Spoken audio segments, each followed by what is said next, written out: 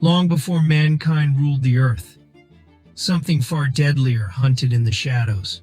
A warrior, a legend, and a monster unlike anything this world has ever faced. This is the true story of the first predator hunt.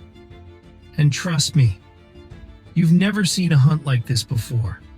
In the year 1719, across the sweeping, untamed plains of the American frontier, a young Comanche woman named Naru dares to dream bigger than the world around her will allow. Trained as a healer, she longs to break tradition and prove herself a hunter. Just like her brother, the tribe's fierce warrior, Tabe, one misty morning while tracking a deer through the tall, whispering grass, Naru witnesses strange, blazing lights slicing through the dawn sky.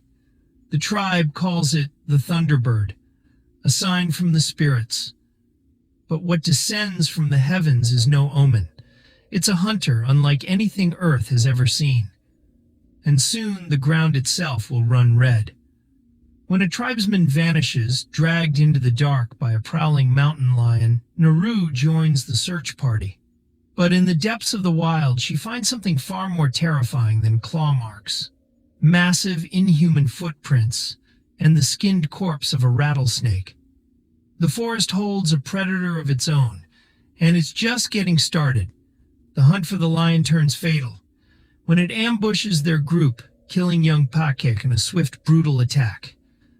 Left alone, Naru faces the lion in a heart-pounding standoff under the eerie glow of flickering lights. But as otherworldly sounds echo through the forest, her attention falters, and the lion strikes. When Naru awakens, she's back in the safety of her village, carried home by Tabe. The next day, Tabe returns with the lion's body slung over his horse, earning the title of war chief. Yet while the tribe celebrates, Naru's heart pounds with unease. Something far worse than a lion prowls their land. Armed with only a bow, an axe, and her loyal dog, Sari, she leaves the safety of her people, venturing deep into the wild, where an ancient, unseen hunter lurks. And she's about to come face to face with the nightmare stalking her tribe. Alone in the vast wilderness, Naru's survival skills are pushed to their limits. She narrowly escapes drowning in a quicksand-like bog, only to be cornered by a ferocious grizzly bear. The massive creature charges, and just when it seems Naru's end has come, something intervenes. Invisible, monstrous, and impossibly strong, the predator reveals itself in a violent display, lifting the bear like a rag doll and tearing it apart. Drenched in blood and horror-stricken, Naru flees, but danger is never far. She's soon surrounded by a search party from her tribe, sent to bring her home. But the predator, now dubbed Mupitsi, named after the monstrous owl spirit of Comanche legend, descends upon them. In a display of savage, otherworldly combat, the creature slaughters the warriors one by one. Naru, trapped in a crude foothold snare, can only watch as the horror unfolds. Captured by a group of French voyageurs, Naru and Sari are cage-like animals. These opportunistic trappers have seen the creature too, and, desperate to claim the ultimate trophy, plan to use the siblings as bait. Their interpreter, Raphael Adolini, questions Naru about what she knows, but she refuses to speak. The voyageur leader cruelly reveals Tabe in chains, torturing him as Naru watches helplessly. As dusk falls, the predator descends once again. And this time, the bloodshed is cataclysmic. The Frenchman's primitive weapons are no match for its alien technology. Amid the chaos, Tabe and Naru seize their chance to escape. Naru reclaims her dog and crosses paths with a mortally wounded Raphael, who in his final moments teaches her to wield his flintlock pistol. In a trade for her healing herbs, Naru learns a critical truth. The predator sees heat. She applies the herbs to lower his body temperature, watching in awe as the monster passes him by, until one careless scream seals his fate. Riding into battle on horseback, Tabe finds Naru and together they mount a desperate counterattack. Though they fight valiantly, even the war chief's skill isn't enough.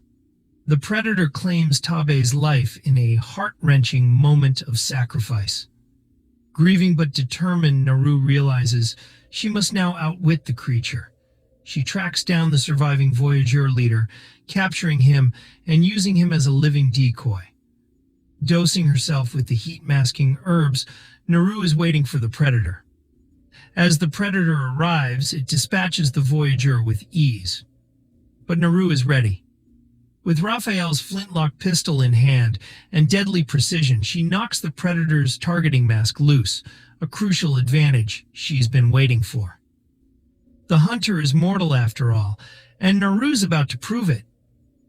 In the shadowy bog where she nearly drowned before, Naru sets her final trap.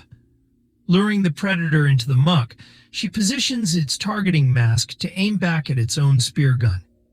The creature, relentless and bloodthirsty, lunges at her. But this time it's a fight on Naru's terms. In a brutal mud-drenched battle, Naru holds her ground. The predator fires, and the mask guides the projectile home, straight into its own skull.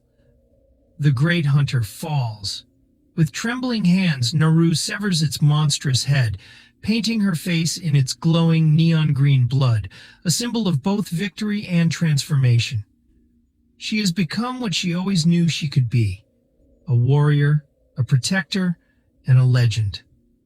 At dawn, Naru returns to her tribe, bearing the head of the vanquished beast. The people gather in awe as she's declared the new war chief, her face marked with the blood of her enemy. But she brings a grim warning. Greater dangers loom. The closing images tell a haunting epilogue through ancient ledger art. A series of images revealing 3 more predator ships, descending from the heavens toward the Comanche lands. The battle was won, but the war is far from over. A storm is coming, and the tribe will need its fiercest warrior yet.